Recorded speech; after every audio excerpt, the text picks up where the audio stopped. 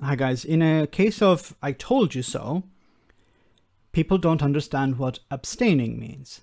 Now, in this video, you're going to see Alex Belfield. Alex used to work for the BBC. Now he has his own YouTube channel where he talks about lockdowns and weird stuff.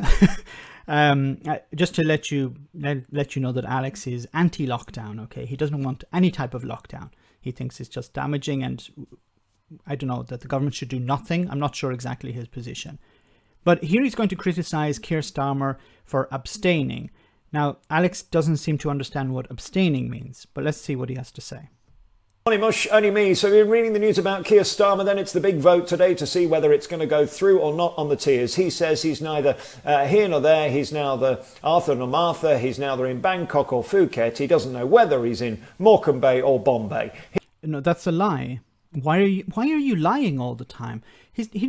He's not confused. He's been very clear. He said that these measures don't go far enough.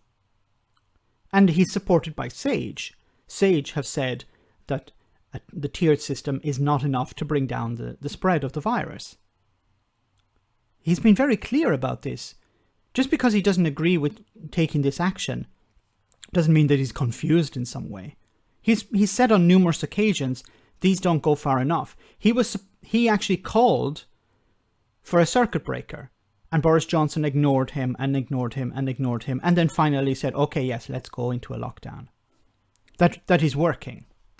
He says that he can't fight against them because it would put us in more danger, but he doesn't agree with the tiers. Now, which one is it, Keir Starmer? You're meant to be the opposition. You're meant to be an intelligent man. Okay. It's clear that Alex doesn't understand what abstaining means. So let me give you an analogy. It's not a perfect analogy. My analogies are never perfect, but it should help people understand what abstaining means. So imagine somebody breaks into your home in the night, and you and your family go downstairs to see what this commotion is all about.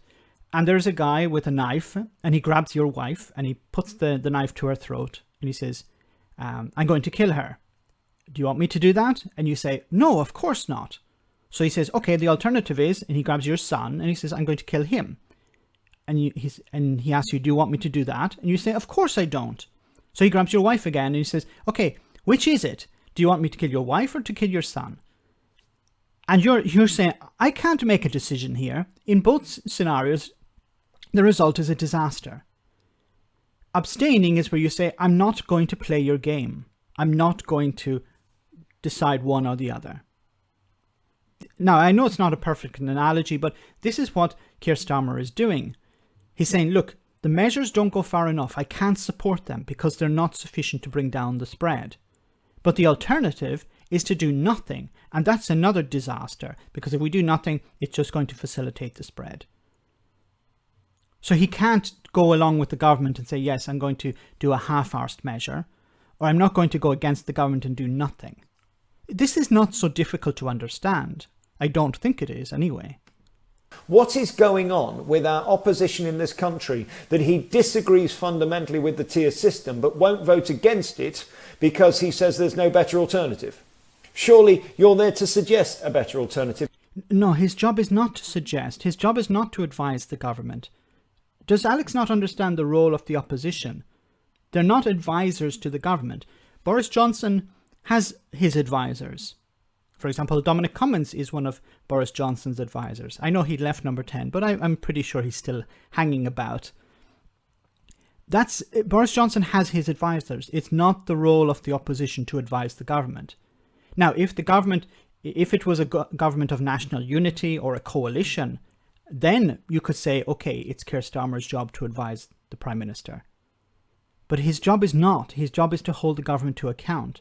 And by voting with the government or voting against the government or abstaining, he's holding the government to account. I don't think this is very difficult to understand, but Alex seems to have some problem with this. If you've got one, or is it just that you're too thick, you can't think of a better suggestion than putting us... Okay, but he has provided suggestions. Now, the problem is that Boris Johnson doesn't listen to them. He suggested a circuit breaker, and this was something backed by SAGE. And Boris Johnson said, no. And Keir Starmer asked again. And it wasn't just Keir Starmer, it was other MPs were asking for a circuit breaker. And Boris Johnson said, no, no, no, no. And then one day he said, okay, yes, we'll do it. So Alex is trying to present this picture of Keir Starmer just not knowing what's going on, living in some sort of void. But he's not. He's been holding the government to account. He's been asking the government, for example, what's happening to test? What's happening with testing? Why is test and trace not working? Why are you putting people in positions who have no competence? Why are you putting cronies into positions that are very important? Us all into tier 3, when in fact infection in places like Manchester, in places like Newcastle, has come down by over 50%. And why, Alex, why do you think it has come down by 50%? You know, Alex is one of these anti-lockdown people. So he would have been saying, well, we shouldn't do anything. And now he's saying, look at the success of the lockdown. These people are insane. They will say, look, let's not go into a lockdown because it's too damaging. And then as soon as the lockdown starts to work, they say, oh, but look at the success. We don't need to go into a tier system because everything is working. And yes, because of the lockdown that you were against. Really, it's like, I don't know, the burning building again. They arrive at the house and they see they went away, the house was on fire. They return after half an hour and they see, oh, look, the fire has been put out. Maybe it put out itself, and they see water everywhere, but they ignore the water from the fire brigade and they just say, oh, but look, see, the fire has gone. See, it wasn't necessary to do anything. And you say, no, wait a minute, can you not see? I know you didn't see the fire brigade, or maybe you ignored them. But you see the water everywhere. Oh, no, it happened by itself. It's insanity. How are we meant to have any faith in you, Mr. Starmer, Mr. Human Rights Lawyer, Mr. He's the alternative to Boris Johnson, when you can't even back us at a time like this, national crisis, pandemic, when we need you the most? You have been utterly, completely useless. You have not stood up for any people in this country. I thought... Why are you saying this? Why are you lying? He has stood up for people on numerous occasions. He has said that the government are allowing millions to fall through the gaps. He said, yes, there are protections for certain workers, but what about all the independent workers, sole traders, people who work for themselves? What about all of them? Why aren't they being protected? You have to understand that Keir Starmer is not in power. Keir Starmer can only ask the government to do things. He doesn't have any power. His only power is organising his MPs to vote for something or against something. But at the moment, Boris Johnson has an 80-seat majority. I hope Alex understands what a majority is. I question his understanding of other things, so I hope he understands what a majority is. Boris Johnson has a majority. Keir Starmer does not have a majority. Keir Starmer is very limited in what he can do to convince the government to do X, Y, or Z. And Boris Johnson is not the type of pragmatic politician. Well, no, pragmatic isn't the word. He is not the type of politician who would actually listen to people, listen to criticism and say, actually, Keir Starmer is right there. We should do X. No, that's not Boris Johnson's way of working.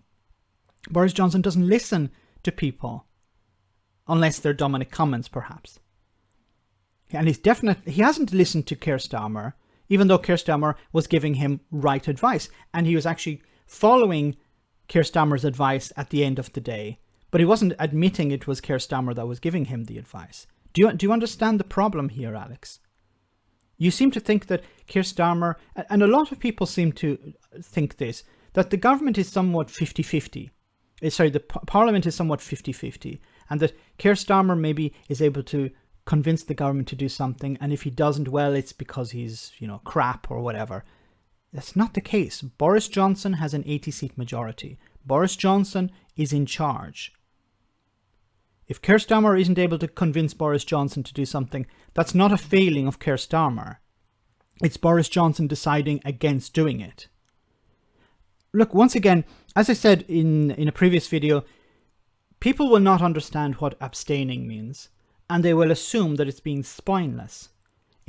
Back to my analogy, if I don't decide whether the killer wants to kill my wife or my son, am I being spineless by saying I'm not going to take a vote here? I'm not going to take a decision, because in both scenarios it's a disaster.